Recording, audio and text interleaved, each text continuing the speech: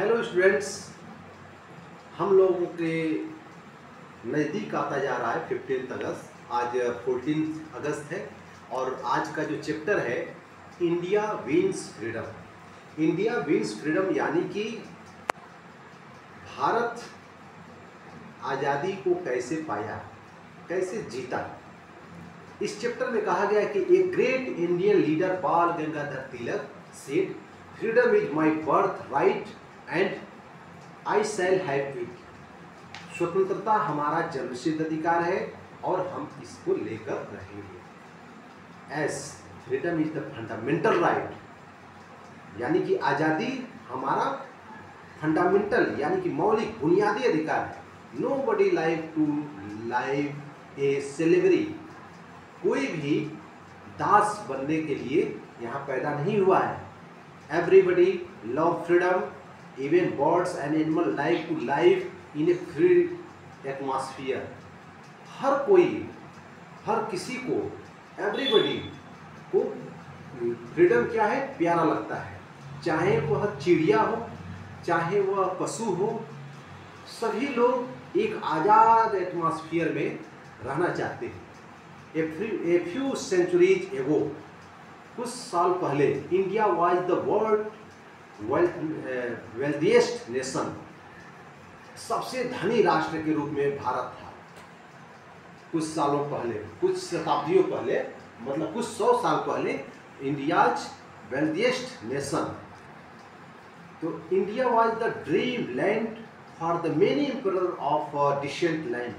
India की जो ज़मीन थी, ढेर सारे लोगों के लिए, बहुत ढेर सारे लोगों के लिए, सम्राटों के लिए, एम्परर्स के लिए वो सपना था इंडिया की धरती। India was the called golden sparrow by the wrist of the world.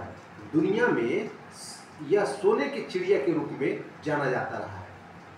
The era change when Prithviraj Chauhan, a Hindu king, was defeated and killed by the Mohammad Ghori, a Muslim invader from Afghanistan in 1192 after had Mughal rule was founded in India. यह अंग्रेजी medium की book है। यह इतिहास को 3 भागों में बांटता है। एक हिंदू शासनकाल, फिर मुस्लिम शासनकाल और फिर ब्रिटिश शासनकाल। लेकिन ऐसा है नहीं, असलियत में एशियंट हिस्ट्री है, मतलब प्राचीन इतिहास है, मध्यकालीन इतिहास है और यह मॉडर्न हिस्ट्री है।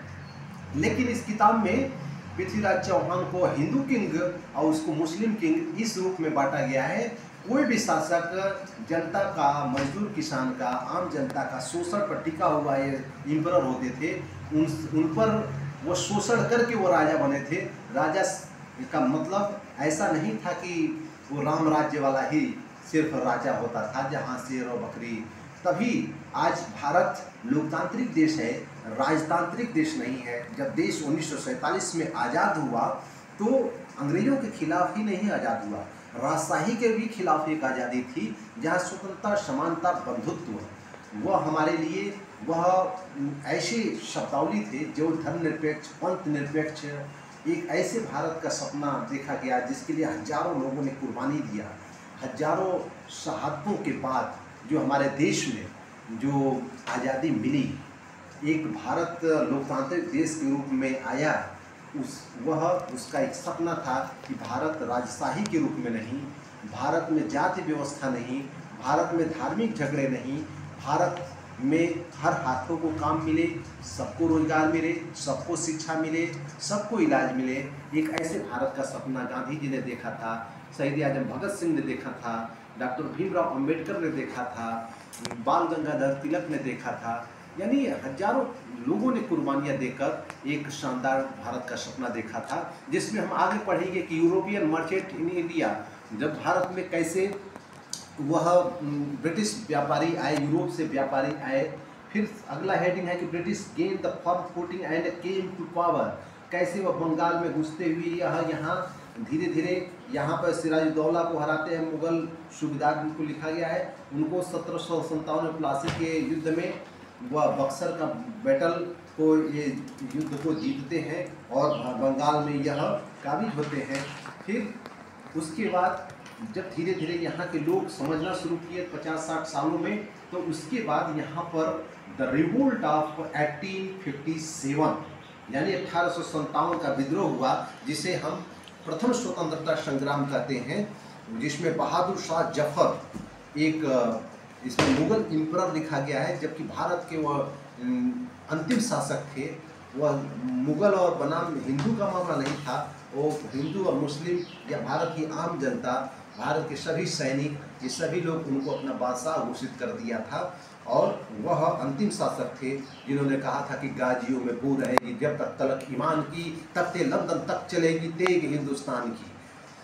फिर उसके बाद से न्यू आइडियाज, जब वो 1857 में हमारी हार होती है, तब उसके बाद भारत में एक पुनर्जागरण का नए नए तरह के चिंतन की शुरुआत होती है, जिसमें Brahmo Samaj founded by the Raja Ram Mohan Roy and second Ramakrishna mission, Arya Samaj founded by the Swami Dayanand and Prarthana Sabha founded by the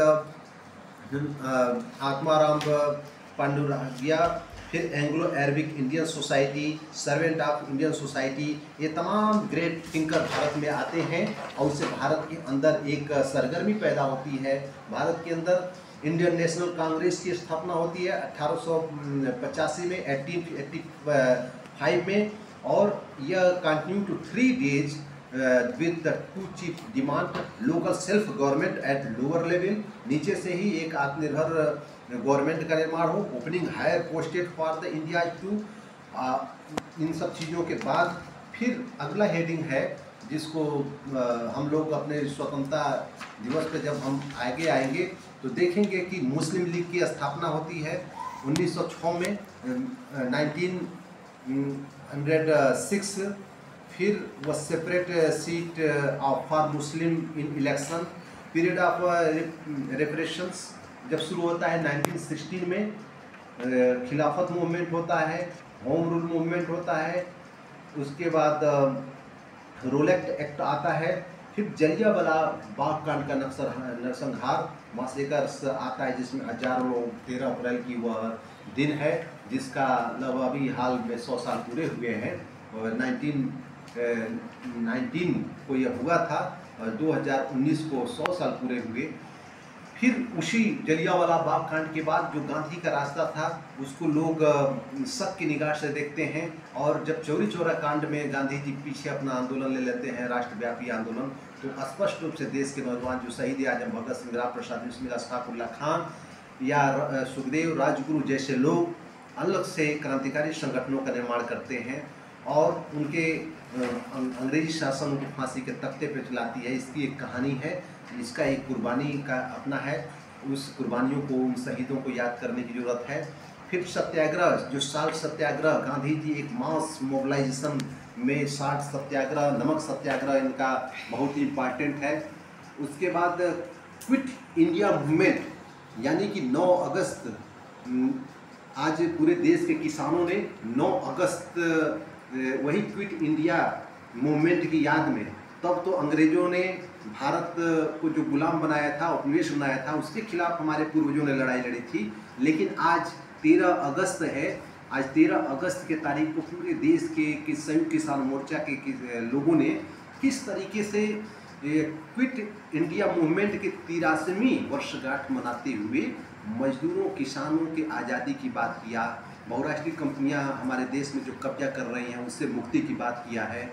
आज पुनः उसी तर्ज पे क्विट इंडिया मूवमेंट जो 1949 का था, जो Congress started to quit India movement in 1942, mister Jinnah, the leader of the Muslims, came out with the open demand to Pakistan now. The British rulers banned the Indian National Congress as the illegal party and arrested its leaders.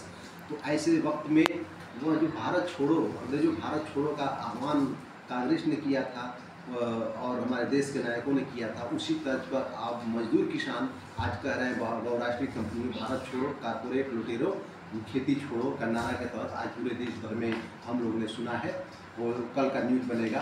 ऐसे समय में हम 15 अगस्त मनाएंगे। फिर India's wins freedom आता है कि the Congress was trying to persuade Mr. Jinnah to give up the demand of for Pakistan, but did not agree. Word was second has ended by now, and the 1945 Labour Party come to power there. The Lord Attlee was new Prime Minister, so that decided to India's free. He sent Lord Mountbatten as the new Governor General of India, a view to transferring power to India leader, मतलब भारत के नेताओं को उन्होंने जो transfer करने की उन्होंने बात किया। उन्होंने सोचा कि भारत के नेताओं को दे देना चाहिए। The Muslim league did not give up the demand for Pakistan, so India was divided into two parts, India and Pakistan at the midnight of 14, यानी कल 14 अगस्त है, कल ही के दिन इंडिया और पाकिस्तान का बंटवारा हो गया। 14 अगस्त 1947, Lord Mountbatten was made the first governor general of free India. जो आज़ाद भारत का जो फर्स्ट गवर्नर जनरल है, आश्चर्य हो सकता है आपको कि वो अंग्रेज ही गवर्नर जनरल बनता है, यानी वो आज़ादी नहीं, वो ट्रांसफ़र ऑफ पावर हो रहा है। और लॉर्ड माउंटबेटन जिनको कहा जाता है वो गवर्नर जनरल है। Pandit Jawaharlal Nehru become the first prime minister of the India and C Rajagopalachari become the governor general of India in 1948 में जाकर वह गवर्नर जनरल बनते हैं। Story of our freedom struggle is inspiring. It was struggle against injustice, अन्याय के खिलाफ यह struggle था। यह हम लोग का आज़ादी का लड़ाई जो 15 अगस्त को इंडिपेंडेंस डे के रूप में हम लोग मनाते हैं। It was the struggle for the liberation for the imperialism, मतलब साम्राज्यवाद से मुक्ति, उपनिवेशवाद से मुक्ति का वो आंदोलन था। इक्वल राइट फॉर ऑल, मतलब कि सभी लोगों को आज़ादी का अधिकार होना चाहिए, इस मूल्य का था। It make common man fearless and bold, हर आदमी को बोल्ड होने की जरूरत है, भयरहित होने की जरूरत है। It also show a new way of struggle against the injustice to all the oppressed communities in the world. यह पूरे विश्व के अंदर आज़ादी की लड़ाई इस तरह से उठ खड़ी हुई थी। We salute our freedom fighter, हम लोग अपने स्वतंत्रता संग्राम सेनानियों को सैल्यूट करते हैं who give their life to make it possible for us to breathe in free India, जिन्होंने हमारे देश को आज़ादी दिलाई है। Now it is our duty to work hard honesty, ये बहुत इंपॉर्टेंट है जिसको जानना चाहिए हम लोगों को कि जो सोने की चिड़िया थी उसको कैसे गुलाम बना दिया गया, और उसके लिए हम लोग के बीच में से कितने लोग तैयार हुए। प्रोग्रेसिव लिटरेट कंट्री बाद में हुआ, पीसफुल हुआ, प्रोग्रेसिव हुआ, free from Pench of poverty, उस गरीबी से हम कैसे मुक्ति पाने के लिए हम इस आज़ादी की लड़ाई लड़े। Citizen feel safe, secures and health facilities are provided and where womens of the country are treated out utmost dignity and respect. यहाँ चैप्टर समाप्त होता है और हम लोग